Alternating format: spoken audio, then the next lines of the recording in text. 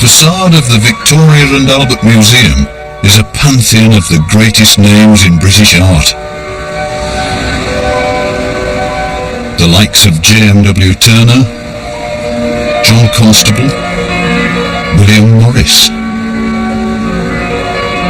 But one figure is far less well known than these giants. Not a painter or designer, but a woodcarver. His name? Grinling Gibbons.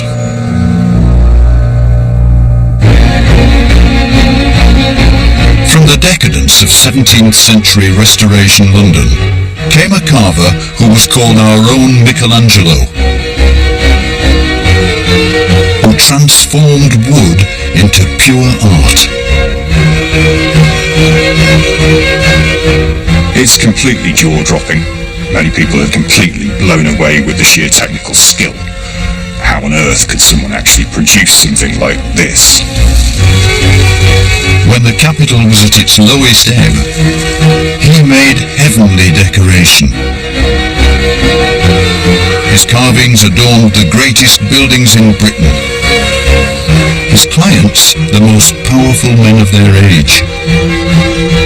It became the blue-chip style of the day and came to dominate interiors during one of the great periods of British building. It's a clever bloke showing off to toffs, but it overwhelms me with how beautiful it is. He introduced new ways of working with wood. His innovations kept alive today by a select band of carvers. I connected with Grinling Gibbons, I connected with the 17th century. It was an epiphany, literally. Gibbons' own career ended in failure. His legacy is highly precarious, surviving floods, fire, and the whims of fashion. And yet Gibbons' work endures, a unique window into this turbulent age, created by the greatest woodcarver in British history.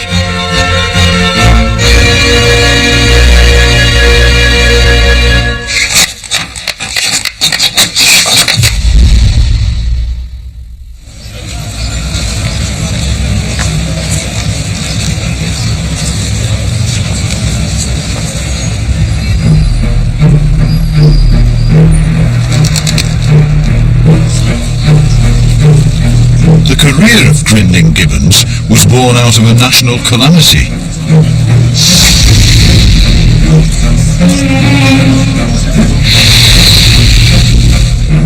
On the 2nd of September 1666, as every schoolchild knows, a fire began in a bakery here on Pudding Lane in the City of London.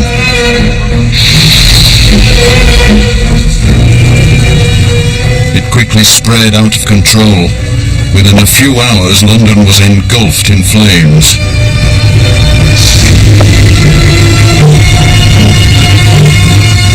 Over 3 days, the medieval city was almost totally destroyed, and a world of handcrafted wooden architecture was lost.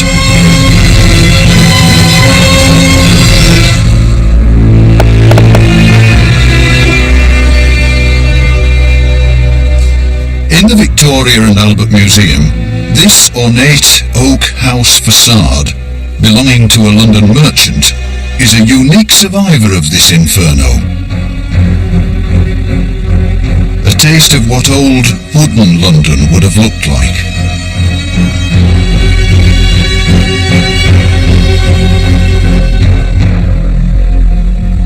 Oh, the fire of London was completely devastating. I mean, it destroyed a third of the buildings, about 80 churches, all the guild halls, the great warehouses stuffed with stuff down by the Thames. And so after the fire, it was seen as a great opportunity for rebuilding.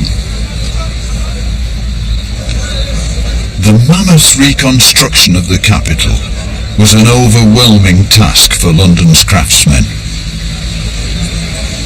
And for a young apprentice across the North Sea, the fire was not to be a tragedy, but a glorious opportunity.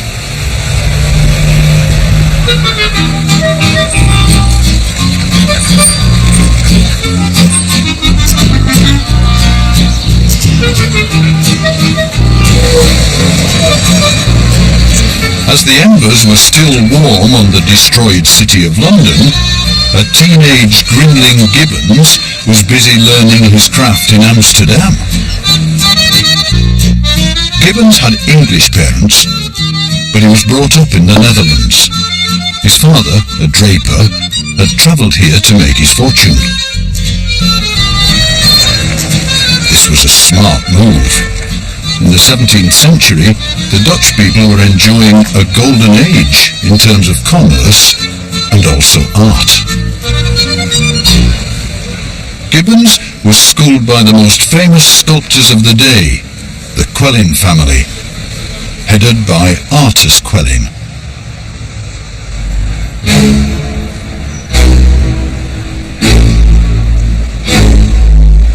They created the classical statues that decorated Amsterdam Town Hall, declaring the power and confidence of Holland's new merchant class.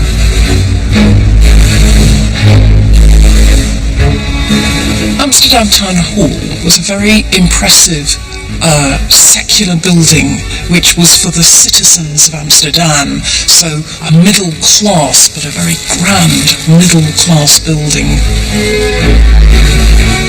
The exterior was impressive, but it was the carvings the Quellins created inside the building that were to shape Gibbons' creative imagination. It was very luxuriously decorated with all sorts of figurative and non-figurative carvings in marble, and the Quellins were the major artists in the city at that time.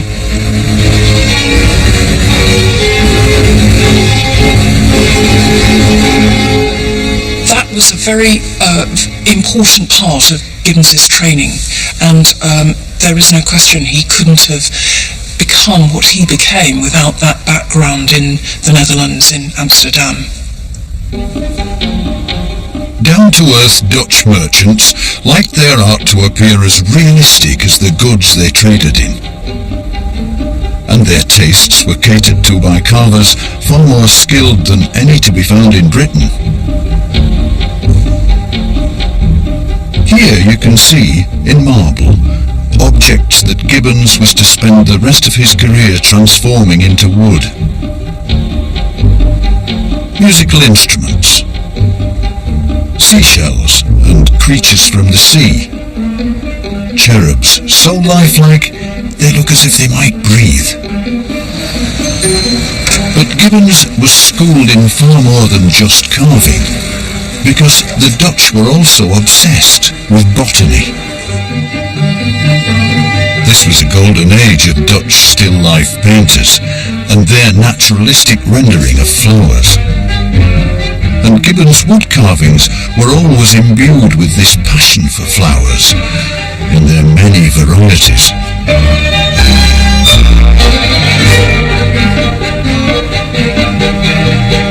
But, most importantly for the young Gibbons, there was a great woodwork tradition in Northern Europe that hadn't yet reached Britain.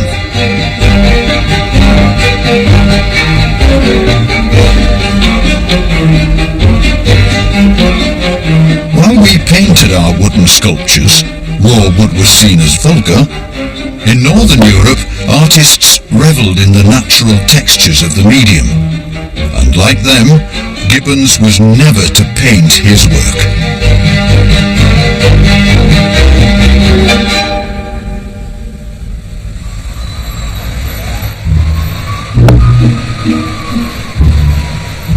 So, an optimistic teenage Gibbons, armed with all this training, arrived in London hoping to make his fortune as the capital rebuilt itself after the Great Fire.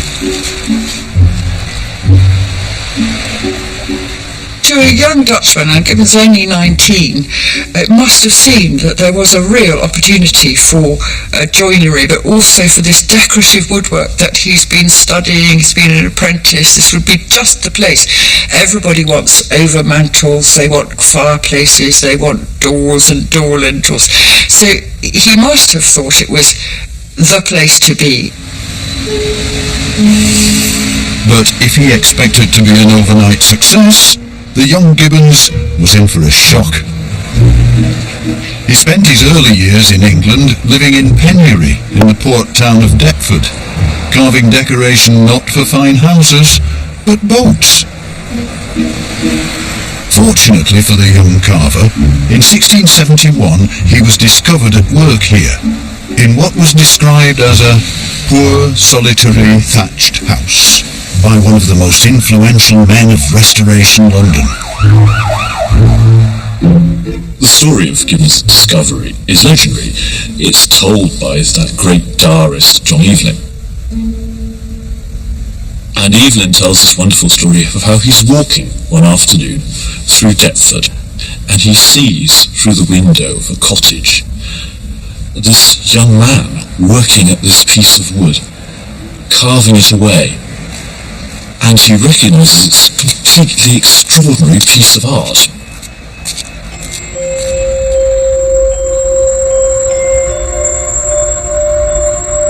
The piece that astounded Evelyn was this crucifixion, now in a country house in Cheshire.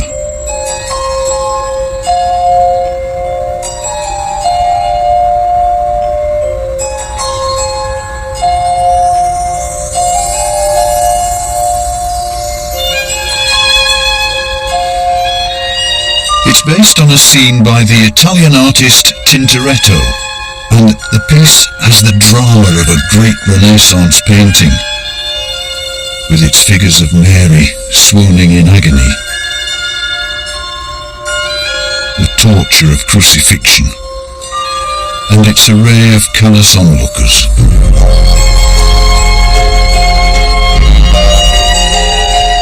But with this design, the young Gibbons was playing with fire. In Protestant England, this would have been an extremely shocking artwork. This was only a few years after the English Civil War, when Puritans consigned this kind of art to the bonfire as idolatrous. But the art-loving Evelyn was clever enough to realise this was a new kind of sculpture, not seen in Britain before.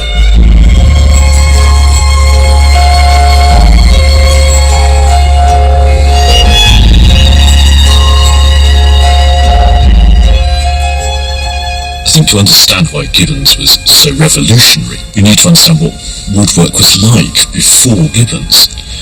The carvings are relatively flat, they're oak, so they blend in with the background, and you're working with very hard material, so you can't cut it back so much.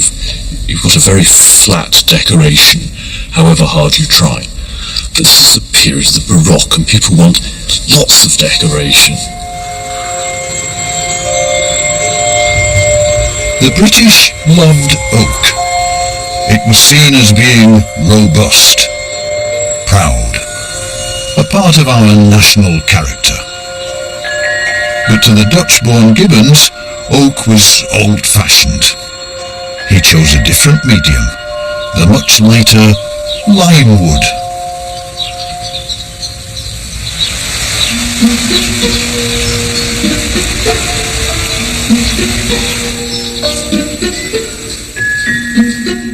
The American woodcarver and the world's greatest authority on Gibbons, David Easterly, only works in lime wood, bringing a modern twist to Gibbons' style of carving.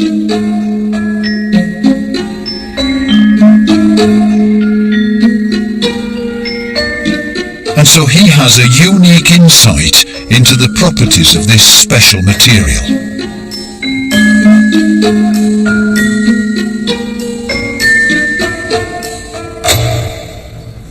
There's no wood like lime wood. It's remarkably crisp and firm, soft enough to be easily cut, but strong enough to be radically undercut. It has a terrific zip to it, which comes from its close, crisp grain. And in fact, you can see, if you look at the chip that I'm producing, this is really a curl. So I managed to get the whole huge curl of wood with one stroke. By contrast, oak, which was in use by the British carvers before Gibbons' arrival, we can hear, it's a crunchier sound. It simply doesn't have the wonderful zip and closeness of the grain.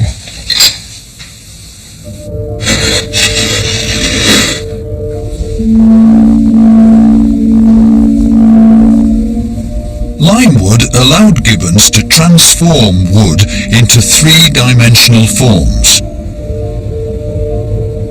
He could create scenes like this depiction of the martyrdom of St. Stephen.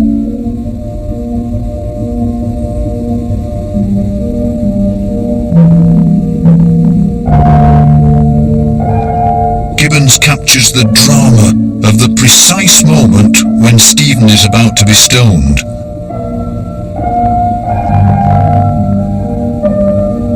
Evelyn described Gibbons' talent as incomparable, and he secured a meeting for this obscure carver with the Stuart monarch, Charles II. It should have been the perfect opportunity to finally launch his carving career. But sadly for Gibbons, Charles rejected his work on their first meeting. It had an aura of Catholicism about it, and this was positively radioactive in Britain in the 1670s.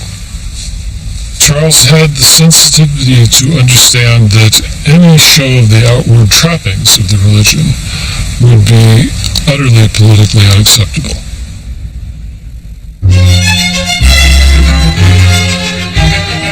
With his gloomy, serious biblical subjects, Gibbons badly misjudged the fun-loving mood of Restoration England. Charles became famous for being a merry monarch. His reign was about flamboyance and theatricality. Cromwell had closed the playhouses, but one of Charles's first actions was to reopen them, as all of London became a kind of grand theatre. The ambitious Gibbons abandoned his religious work. Realizing the prevailing tastes in England, he found a job working as a carver on the interior of the Grand Duke's Theatre. And now, at last, Gibbons' luck was about to turn. In the 1670s, Charles II rebuilt the medieval Windsor Castle as a pleasure palace in the new continental Baroque style. And because of his work at the Duke's Theatre, Gibbons was commissioned to work on it.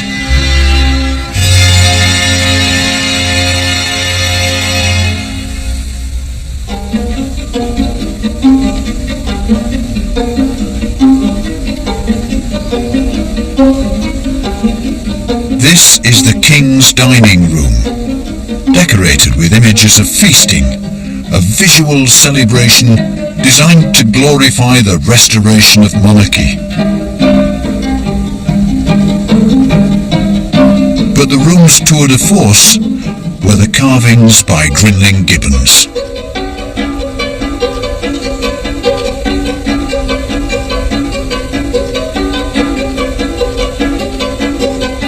Drawing on his Dutch training, he created flowers, fruit, and sea creatures good enough to eat. Nobody in Britain had seen anything like it.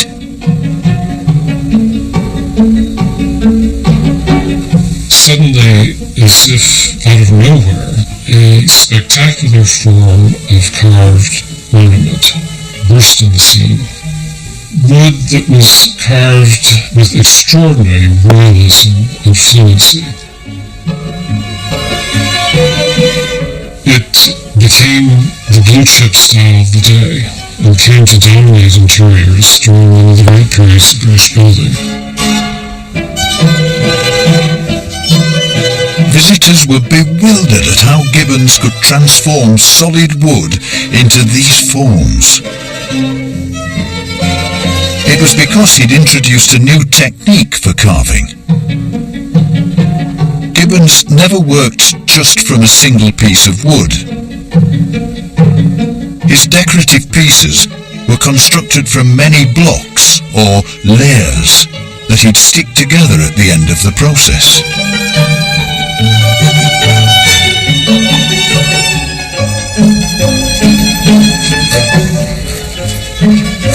Steve Biscoe, like Gibbons, also uses this layering technique to create his limewood sculptures.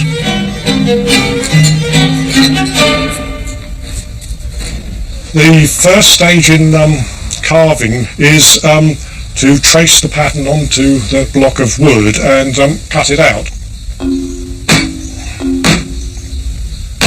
So we have to start separating the various flowers. It's really just a case of working things down to the level you want.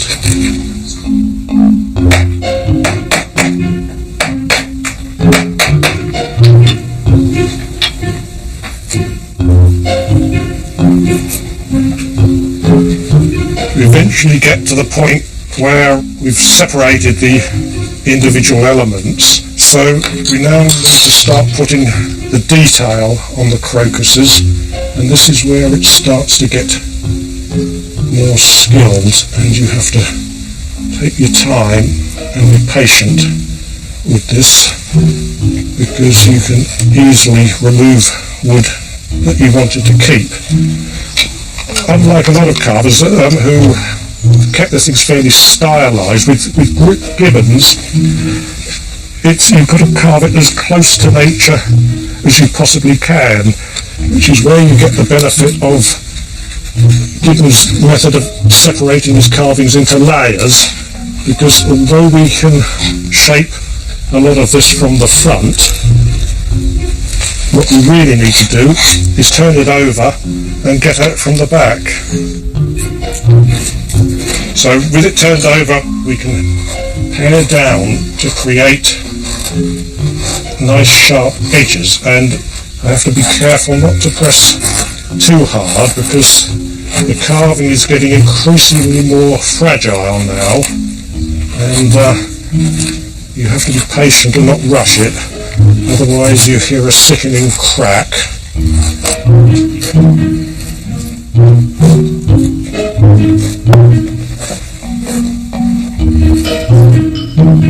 So this is a finished section of a Gibbons style carving, which would then be attached to the rest of the carving to create a whole floral spray.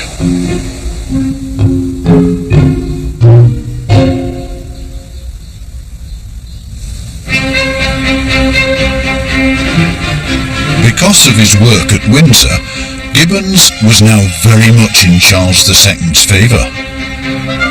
Gibbons created this spectacular bronze statue of the monarch, now in the Royal Hospital in Chelsea. It showed the king as a pagan Roman emperor, a work that displays the power, but also the gilded glamour of the monarchy.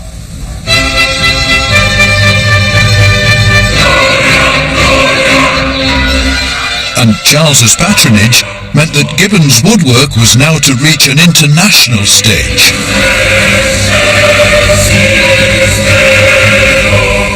The king commissioned the carver to create a panel for his political ally, Cosimo III of Florence. It was supposed to be a simple diplomatic gift, but Gibbons went well beyond his brief to create his most complex and beautiful piece to date.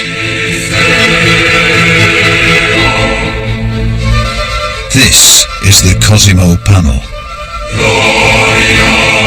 It shows art triumphing over hatred and turmoil. Here you can see arrows safely put out of harm's way in their quiver, and a medallion of Pietro da Cortona, Cosimo's favourite painter. Gibbons even signed the piece showing that he too should be judged as a great artist.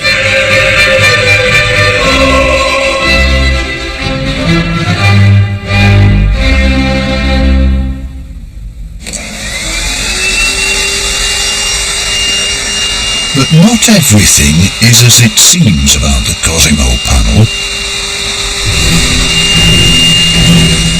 It was recently dismantled to undergo restoration in this Florentine conservation studio.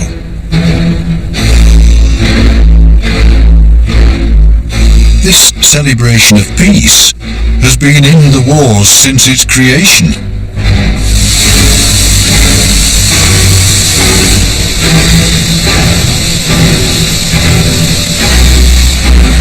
In the 1960s, Florence was almost destroyed as the River Arno broke its banks. The panel was covered in putrid water and mud as floods poured into the museum that housed it. And having survived water, the next peril was fire. The work was nearly blown up during a gas explosion in the 1980s.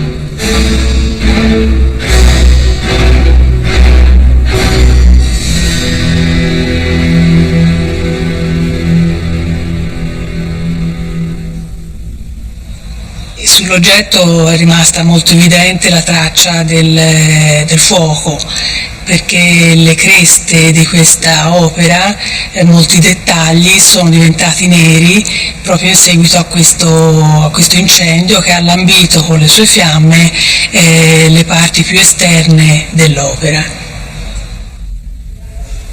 E indubbiamente ti senti addosso una grande responsabilità, perché mettere mano a pezzi così delicati e veramente fragili è un'impresa non indifferente.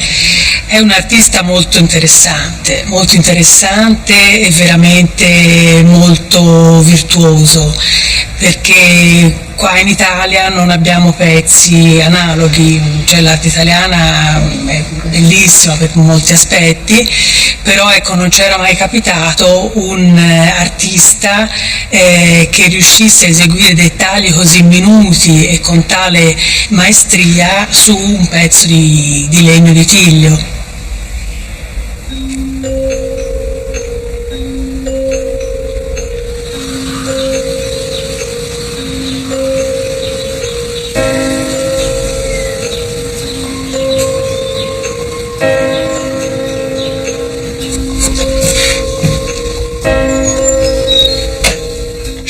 Raven is a carver whose work is imbued with the spirit of Gibbons' Cosimo panel.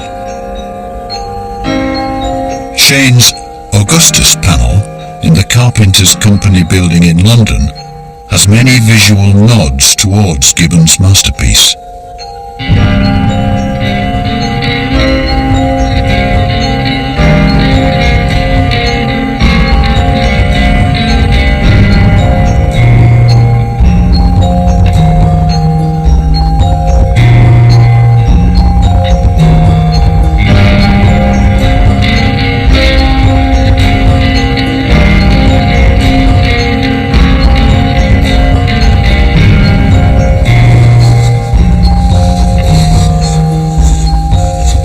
Shane creates grand fantasies in limewood, like this Horn of Plenty. His life and work changed forever when he saw the Cosimo panel when it came to the V&A in the late 90s.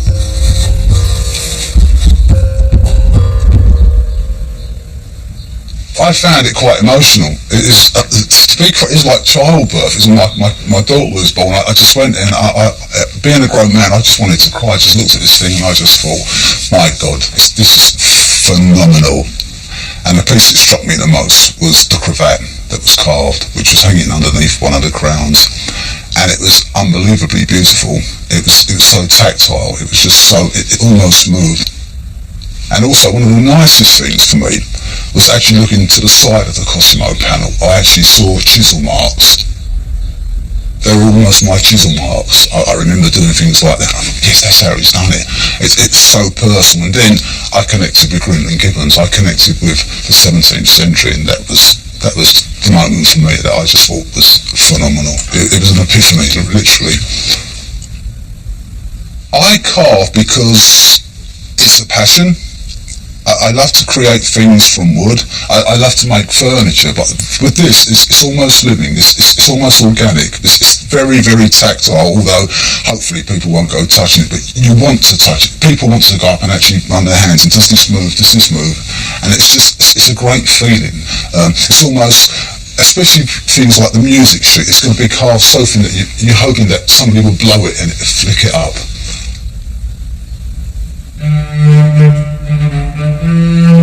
The Cosimo panel is a joyous celebration, but it's also a kind of elegy, marking the end of the golden age of Charles II. It was to be the final piece Gibbons completed for the Merry Monarch, who died in 1685, to be succeeded by his brother. James II was the polar opposite of the clever political Charles. Dictatorial, arrogant, James was openly Roman Catholic at a time when the religion was feared by his subjects.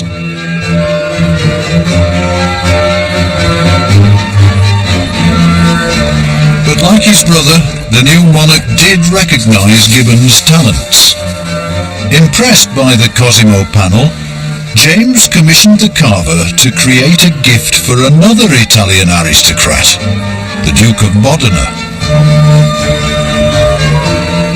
But the Modena panel, housed in the city's museum, was to be a far darker and almost prophetic piece of work.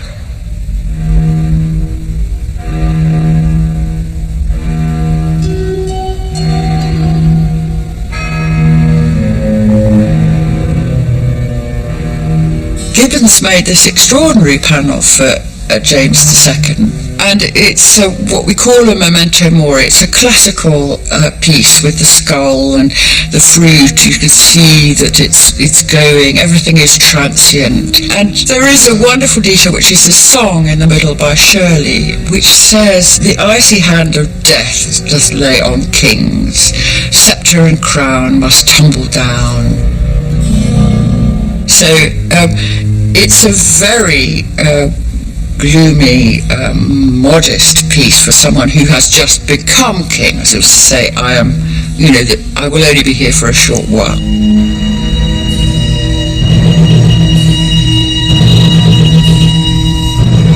The piece displays Gibbons' growing confidence.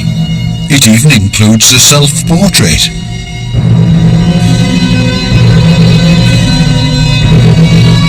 But the imagery is so morbid, it seems to prefigure the downfall of his new patron.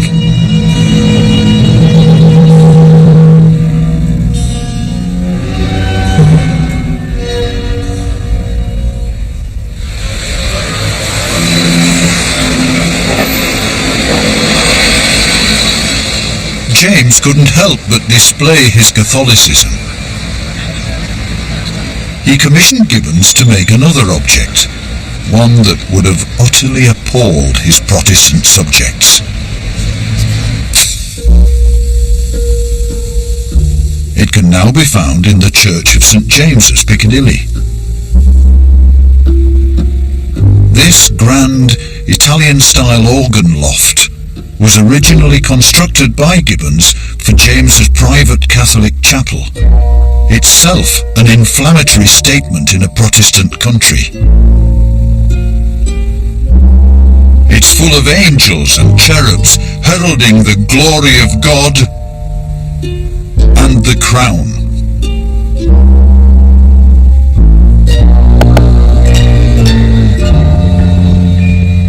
But also within this church is one of Gibbons' finest masterpieces. This Reredos, a decorative screen behind the altar. It contains a beauty even hardline Protestants could enjoy. He avoided controversial pictures of the saints and instead drew on images from the natural world.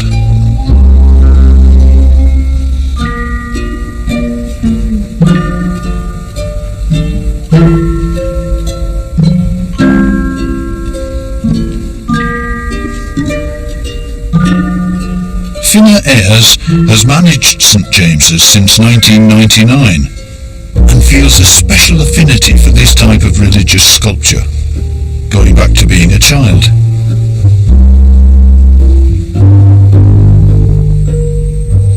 My father was a sculptor in almost all materials you can imagine. He used to work in ivory, brick, stone and wood. So yes, I think I knew about Grinling Gibbons before I knew about Enid Blyton. You know, there was we didn't have children's books at home, we had books on Grinling Gibbons. It is so abundant. It's air flying with the birds, it's the sea with the shells, grain to eat, it's flowers to enjoy. It's trying to keep alive and give immortality, something which is perishable. You know, they will all be consumed and will rot away, but they're here now forever. We can all see them. There's an intellectual part of me that doesn't like it because it's so excessive. And it's, you know, it's a clever bloke showing off to toffs, you know, so there are a few bits of it that I don't like at all. But it overwhelms me with how beautiful it is, how incredibly abundant it is, how rich it is. And I like very much something we don't do now, which is, if you look at that, it's not at all symmetrical. And yet it's perfectly harmonious, one side with the other, and the top with the bottom. But there's no repetition, there's no boring old symmetry. It's just very strong, terribly clever.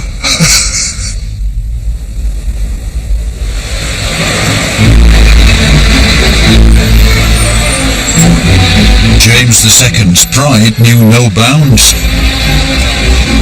Like his brother Charles, he commissioned Gibbons to create a bronze statue of him as a Roman emperor, which today stands outside London's National Gallery. But this statue was in stark contrast to political reality. There was nothing triumphant about James's reign, as his Protestant court plotted to overthrow him. In 1688, a desperate James was forced to flee to France at midnight, a coup which came to be known as the Glorious Revolution. And for Gibbons, this had to be a terrifying moment. He'd spent nearly 2 decades celebrating the glories of the Stuart kings. By now, he was 40 years old, with a large family and studio to support. Would his work fit in with the new regime?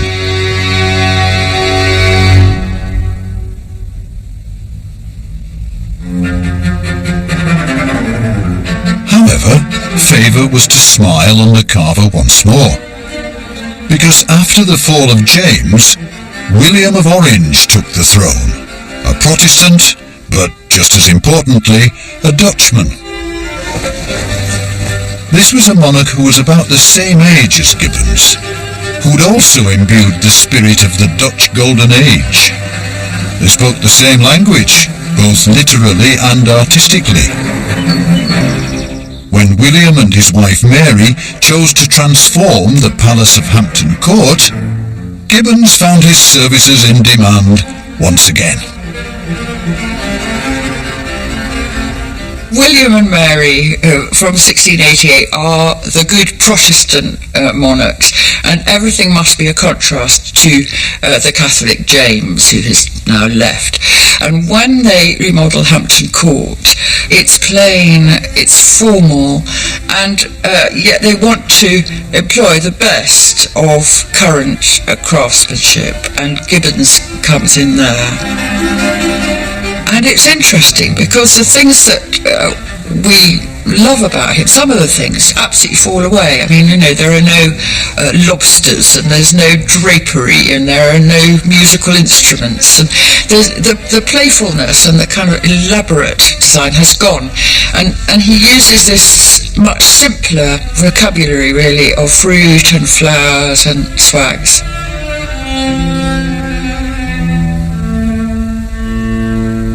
It's taking the best of the past, but it's not looking decadent or overdone anymore.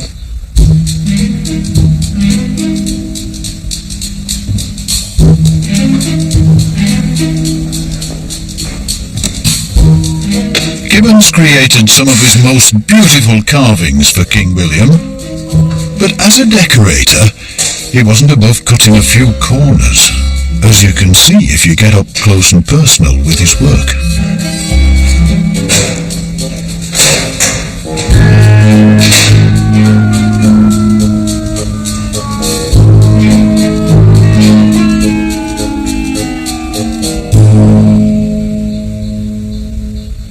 This is designed to be seen from below. And when you come up on the scaffolding, what you look at is what you shouldn't be seeing.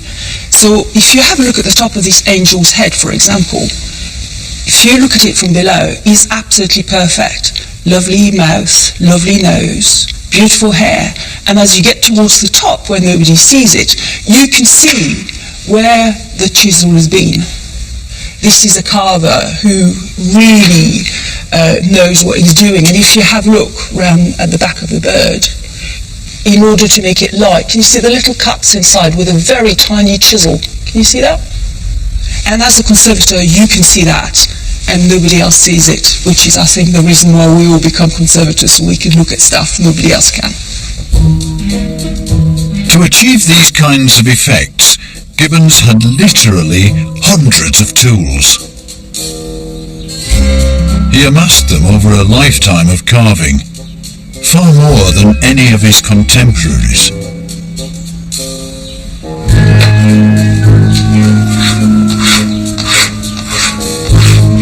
David Esterly has spent decades building up a collection of the kinds of implements that Gibbons would have had at his disposal. Why so many tools? Well, with wood, you slice through it, and it leaves behind on the wood the shape of the blade. Therefore, if you were doing something as complicated as the sort of very high relief, very naturalistic foliage carvings that Gibbons is doing, then you need to have a multitude of tools to get the various shapes. He would have had back-bent tools and front-bent tools for deep excavations, and he would have had some really very sophisticated tools. For example, the front-bent veiner, a small tool which you would use for putting a vein of a leaf in at a very low level. One of the reasons why I'm sure that this is what Gibbons's tool bench would have looked like is that some of these tools go back almost halfway to Gibbons's era. And some of the old carvers wrote their names, or stamped their names on their chisel handles. A. Gordon, I wonder who he was. But it's sort of like shaking hands with the old fellow whenever I use it. So there's a romance about these tools which affect me even after all these years.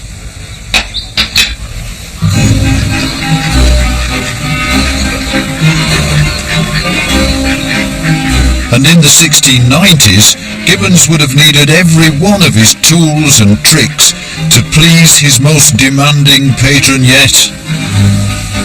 Because the most difficult client Gibbons ever had to deal with wasn't a monarch, but a duke, the owner of Petworth House in Sussex.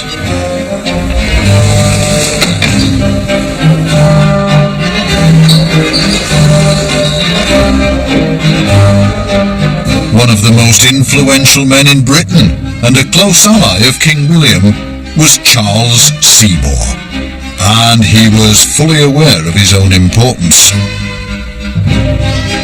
He was so famously vain, people called him the Proud Duke. There are all sorts of anecdotes about Charles Seymour, the Proud Duke, and why he was so proud. For a start, there's the one where he docked his daughter's inheritance by some 20-odd thousand pounds because she sat down in his presence, but he was actually asleep at the time. There's another famous one where he dismissed one of the servants for turning his back upon him, forgetting the fact that the servant, poor chap, was actually fanning the fire with bellows, and it's very difficult to do that without turning your back. So this is the sort of man we're talking about. But he was a very cultured man, and brought in many of the finest craftsmen in England to work at Petworth House, one of whom, of course, was Grinling Gibbons. This is Gibbons' masterpiece, a magnificent carved room, full of ingenious nods towards the proud Duke's obsessions. We can certainly get a sense of his interest in gardening, which of course was very fashionable, in the wonderful floral arrangements represented by Gibbons. There are the great Grecian urns, so there's very much an allusion there to the proud Duke's interest in classical culture and so on and so forth. As we might expect, the proud Duke was a Knight of the Garter. We can see very clearly the George hanging from a ribbon as carved by Gibbons. But also music is represented very firmly here. Amid the violins in Gibbons' great musical group is an open manuscript of Purcell's Fairy Queen, which was hot off the press. It had only just been performed on the London stage in 1692. So it's a very important celebration of not only the proud Duke's cultural sensibility, but also his connection with the royal court.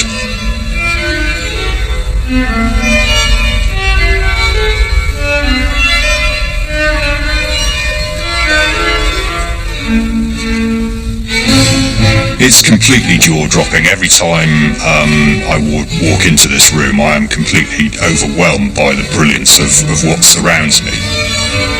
Many people have just never really experienced anything like this before, and for a start, they're completely blown away with the sheer technical skill. Something which is frequently remarked upon. How on earth could someone actually produce something like this?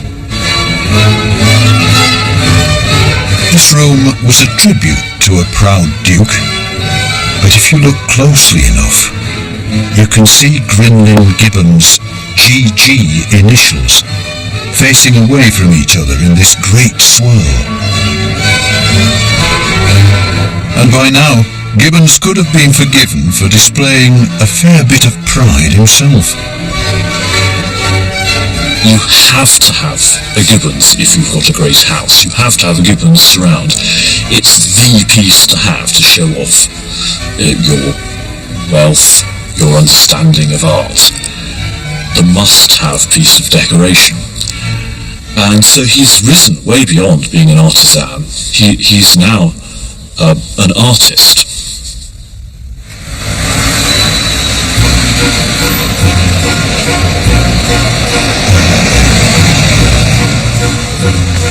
The dark days of Deptford were now well behind him.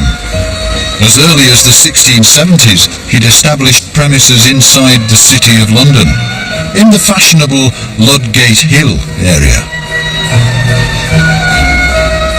And throughout his career, a number of portraits were completed of Gibbons. They would all have one thing in common. They never showed him in the role for which he was most famous, as a woodcarver.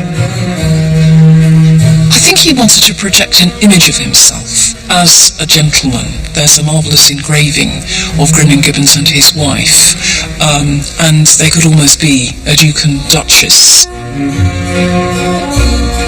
There's another marvellous painting of Grinling Gibbons holding compasses with a head, and very interestingly, that head is from a sculpture by Bernini, so he clearly saw himself in the footsteps of the great sculptors of the past.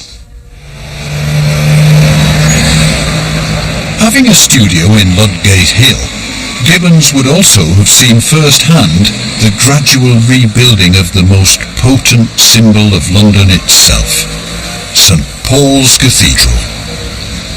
Designed by Sir Christopher Wren in the aftermath of the Great Fire, This was the most important building project of the 17th century. And every craftsman, especially one as ambitious as Gibbons, was desperate to be a part of it. Gibbons had a big problem though. Wren was decidedly not a fan of his work. Wren met Gibbons very early on, but he was singularly unimpressed, and it didn't actually use Gibbons for a good decade. Wren's architecture is always quite severe. He's always worried about being accused of being popish. This wildly over-decorated stuff is just too close to Italian Baroque. But eventually, Grinling Gibbons becomes so famous that he cannot not employ him. And, of course, it is at St. Paul's that we see this most dramatically. At last, Wren fully embraced the exuberant style of Gibbons, and his work decorated the most important part of his cathedral. The choir is where everything is going to happen, so this has to be the grandest, the most dramatic, the most splendid piece of the whole cathedral. And so this has to be the bit where you use the greatest carver of the age. You have to use Grinling Gibbons.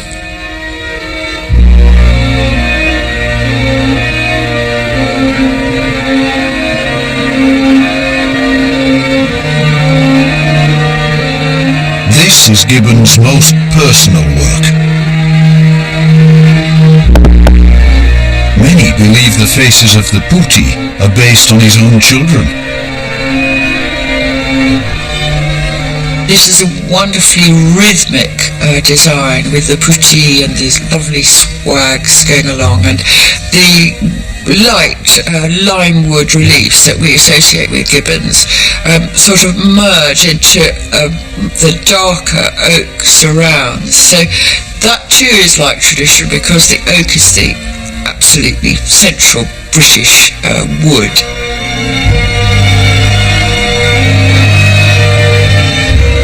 As spectacular as Gibbons' work appears in St. Paul's today, we can only really glimpse a little of the splendour the carver intended for the cathedral.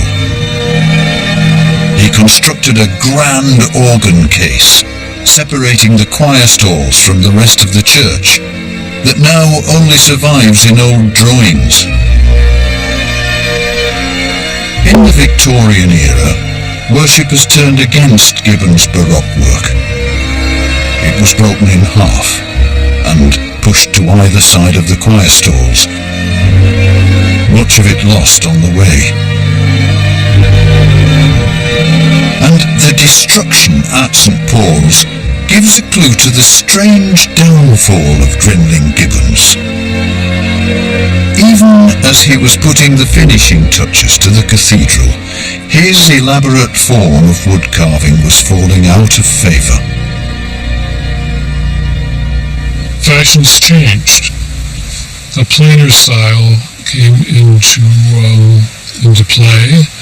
Famously, Sarah, Duchess of Marlborough, talked about how she didn't want a single thing carved in her house. She wanted her wainscoting as plain and simple as a lady's face. And gradually, the taste for elaborate Baroque carving faded. It was a very sad thing for Gibbons, because he had an extraordinary workshop and no work really for them. Even at Hampton Court, the writing is on the wall. That was a very low-profit operation for Gibbons. He was paid very, very little for his grand overmantels there. I think it's £28-30, that sort of price, which was not enough. Not enough. He clearly did it at a loss to keep his workshop together. And thereafter, work just began to dry up for him. For Gibbons, this change of fashion was a professional disaster. At the end of the 17th century, the 50-year-old carver could no longer make a living just from wood. His workshop had always worked in other mediums, But now the only way to make ends meet was by constructing marble tombs. But Gibbons' peers were absolutely scathing about his efforts in stone.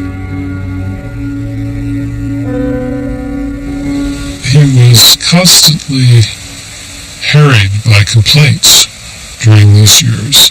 Some of his sculptures were sent back to be reworked. With some, he was urged to take a reduction in the price.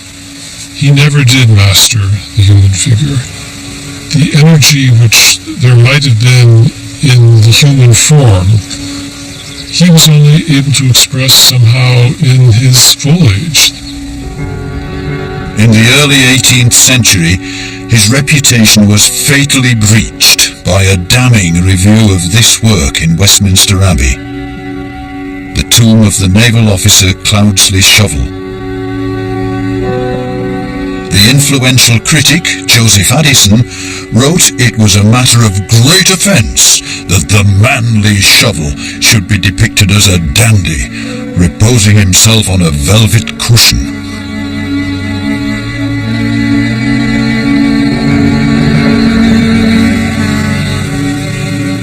When Gibbons died in 1721 at the age of 73, he was buried not in St. Paul's Cathedral, but the less prestigious St. Paul's, Covent Garden.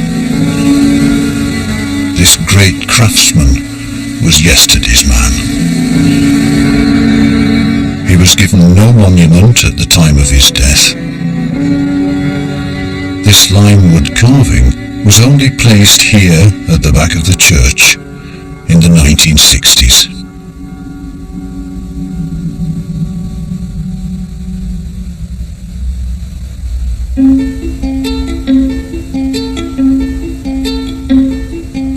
Gibbons might have been written out of history, but for one eccentric art collector and tastemaker who was 3 years of age when the carver died. Horace Walpole loved going against the grain. In the mid-18th century, when the taste was for classical architecture, he constructed a Gothic mansion, Strawberry Hill, and he used the house to celebrate the unfashionable Gibbons.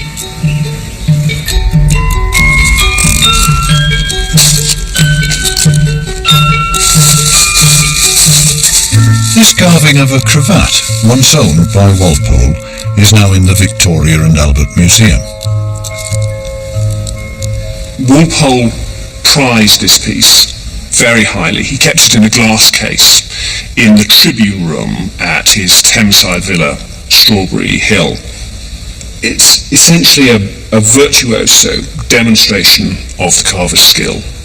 He's portrayed a length of super expensive Venetian needle lace, the most opulent and expensive dress accessory of its day. And Walpole even mentions this cravat as an art which arrives even unto deception.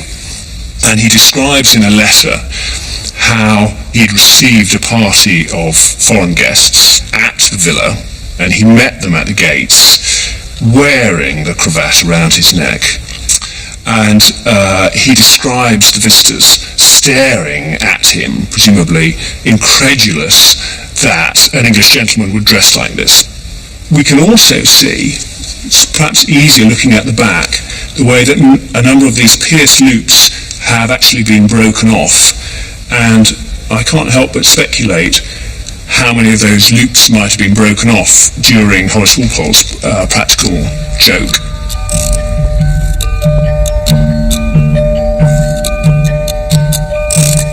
Gibbons' work was honed in the service of the royal court and delighted eccentrics like Horace Walpole. But does this decoration of grand houses and Baroque ornamentation have any relevance to the modern world? Why should we care about a woodcarver who fell out of fashion even within his own lifetime?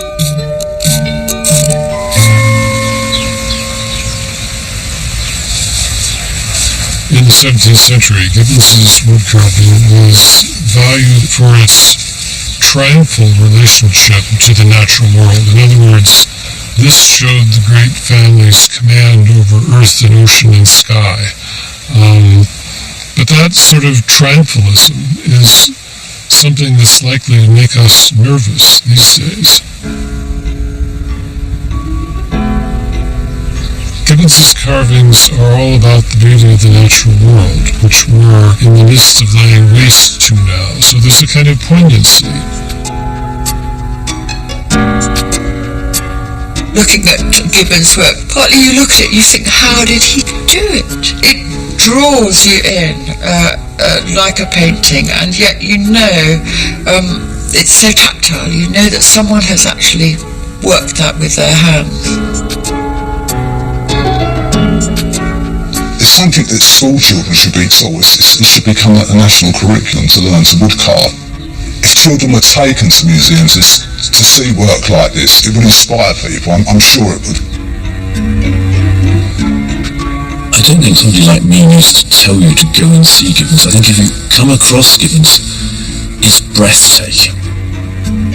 It is just like nothing else.